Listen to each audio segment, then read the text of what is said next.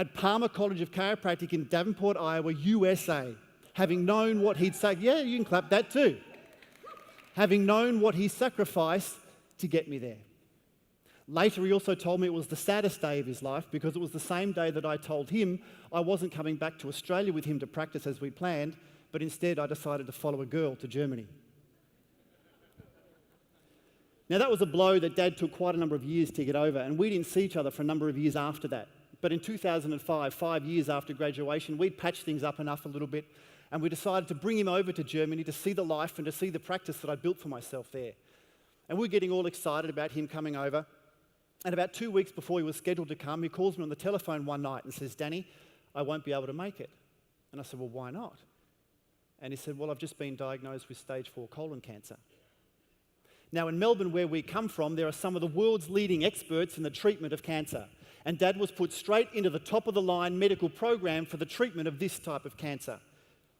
He was operated upon where he lost most of his large intestine. He received a colostomy bag, the whole deal. He was given course after course after course of chemotherapy, and he was radiated until he glowed in the dark. Now, as soon as I found out Dad was sick, I went straight into Medipractic mode. I started playing all of those instruments of the healthcare orchestra again. I sent him pills and potions and books and CDs and DVDs, anything I could get my hands on about cancer and the recovery therefrom. I called him almost every week. I loved up on him. I coached him. I even sent him some magic black powder from Canada that was meant to be getting some amazing results with patients over there. It cost me a bloody fortune, but I didn't care because I was going to do everything I possibly could to get Dad well. And during all of this time, I developed a pretty good relationship with Dad's oncologist. He picked up pretty quickly that I was a pretty bright, switched-on kind of guy who knew what was going on.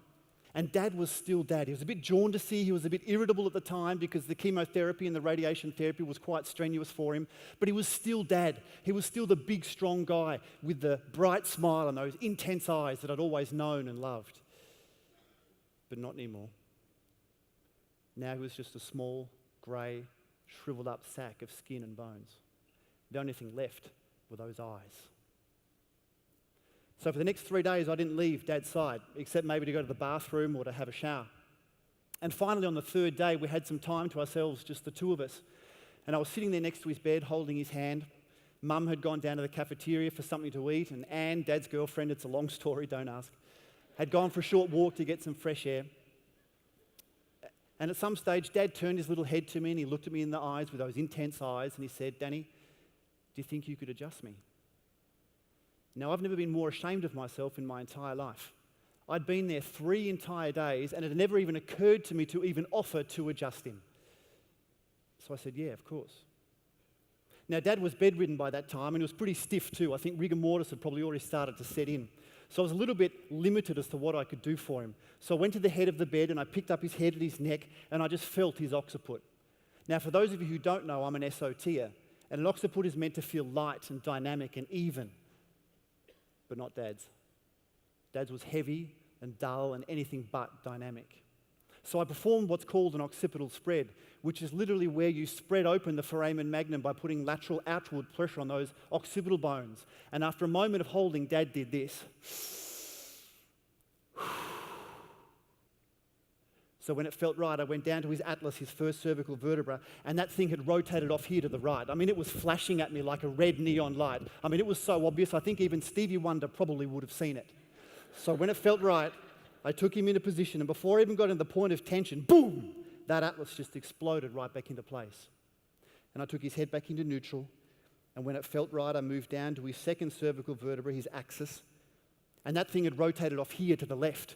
So again, when it felt right, I took him into position, and with the lightest of thrusts at the point of tension, plunk, that C2 fell right back into place. And I took Dad's head back into middle, and I just held his head and his neck until I felt like my job was done, you know? And then I went back to the side of the bed, I sat down and I took his hand, and he turned his little head towards me, and he looked at me in the eyes with those intense eyes, and he said, "Thank you." And then he turned his head to the middle, he closed his eyes, and he died. Hi everyone, I'm Dr. Edward Group with Global Healing Center. I recently spoke at CalJam 2015, which was a great, awesome experience. My topic was on the damaging effects of psychotropic drugs. for children and adults and the side effects these drugs are causing. If you missed my speech, please email me at support@globalhealingcenter.com and I'll send you our exclusive packet on natural ways to avoid prescription medications for children and adults suffering from psychotropic or so-called mental illnesses using natural methods. Thank you. This year, we're providing on-demand videos of all our past CalJams and DCS meetings, streaming online, available straight to your media devices. Visit caljam.org/network for more information. What would you do if I sang out of tune? Would you stand up and walk out on me? Lend me your ears and I'll sing you a song, and I'll try not to sing out of key. Oh baby, I love you. All I need is my brother. Said I'm gonna give it to you now.